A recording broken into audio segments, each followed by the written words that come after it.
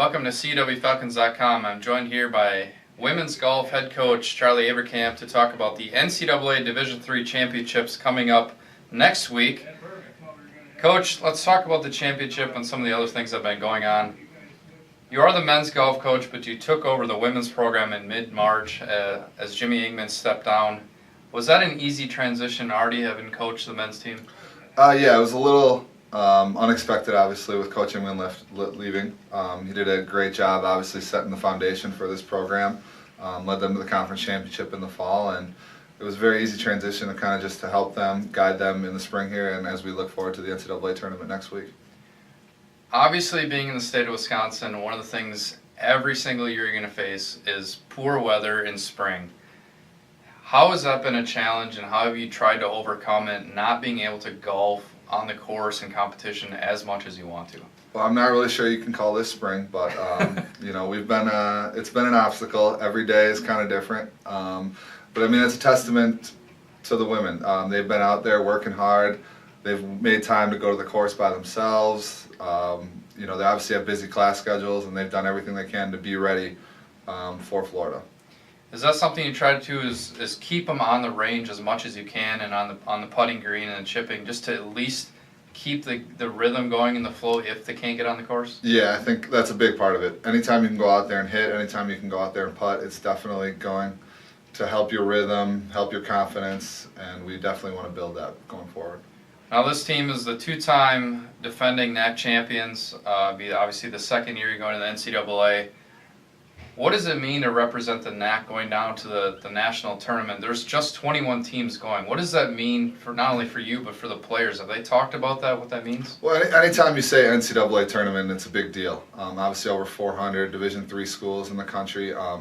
Being Concordia, University of Wisconsin, being one of the 21 left, and that's a huge deal. And I think that they'll remember the moments, a shot on 18, a putt on 9.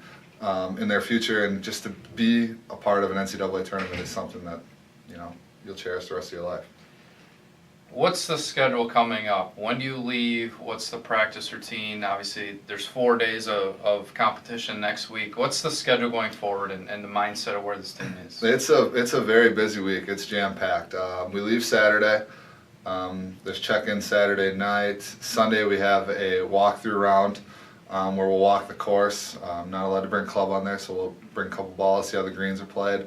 Monday we'll play our practice round, and then Tuesday morning at 7:45 Eastern Time we tee off. And then Wednesday we tee off in the afternoon, and then barring our scores, Thursday and Friday we'll know our tee times when we're down there. All right, good luck, Coach. Stay tuned to CUWFalcons.com for part 2 of this interview coming up later. Welcome back to CUWFalcons.com, part 2 of our women's golf NCAA Division III championship preview. I'm joined here by sophomore Nina Puch to talk about what's been going on with her and her team recently as they get prepared for the tournament. Nina, as we talked with Coach Averkamp before, the weather here in Wisconsin this spring has been very rough on you guys. You've barely even gotten to compete. What have you been doing to try to stay in a rhythm, in a flow, to get ready for the championship?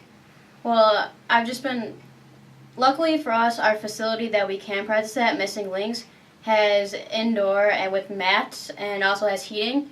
So on days when it's 45 with a 20-mile-an-hour wind, you can't really go outside because you're too cold, but inside you can still feel your hands. And hitting off mats is nice just because the ground has been so wet, especially with rain, just cold weather, it hasn't dried up at all. So hitting off mats in a warm facility has just been the way that we have to do it.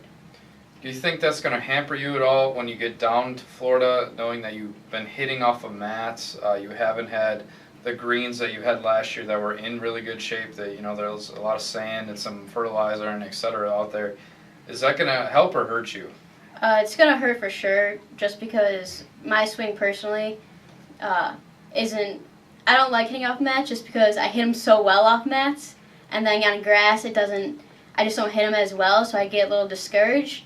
And then I haven't been on a green, so chipping, I haven't done very much chipping or putting, so it's just going to be I'm just going to be just kind of winging it down there. Is a lot of it going to be the mental aspect of of having been down there last year and gone through the whole routine of the schedule and knowing what to expect, not being able to practice as much as spring, is the mental aspect going to take over? Yeah, definitely. It's going to help a lot. Now, because I know the schedule this year, I know how to utilize my practice now. So I'm definitely going to make the most. I know when we can practice with the schedule, and I know how, like, what I need to do to make sure I am successful down there. You're representing the Northern Athletics Collegiate Conference for the second straight year as the conference champion. There's just 21 teams going to NCAA championship. Have you and your teammates talked about that, what it means to represent the conference and to be part of such an elite group, the chance to represent the not only the conference but play for the national title? Well, we're really excited we get to go down there just because it means that we are a good team. We won our conference, and it's just kind of a little reward for us. We're really excited to represent because there's not a lot of Midwest schools, and so it's really awesome to represent the Midwest, especially because we're all from either Wisconsin or Illinois, so we just kind of represent our home down there. Last question being, you are the conference player of the year. Last year you shot the low round in the NCAA championship. Because of the accolades and what you did last year, is there any added pressure going into this year's championship with all of that being talked about? I definitely think there is a little added pressure because now people kind of know my name out there. I definitely think I was unknown until I shot the 72, and all of a sudden a lot more people became to know who I was, so I think they're all kind of looking out for me.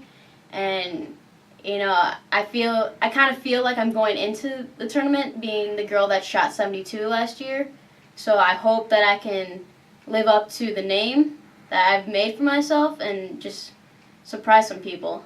All right, good luck, Nina. Stay tuned to CUWFalcons.com as the women's golf team competes in the NCAA Division III Championship.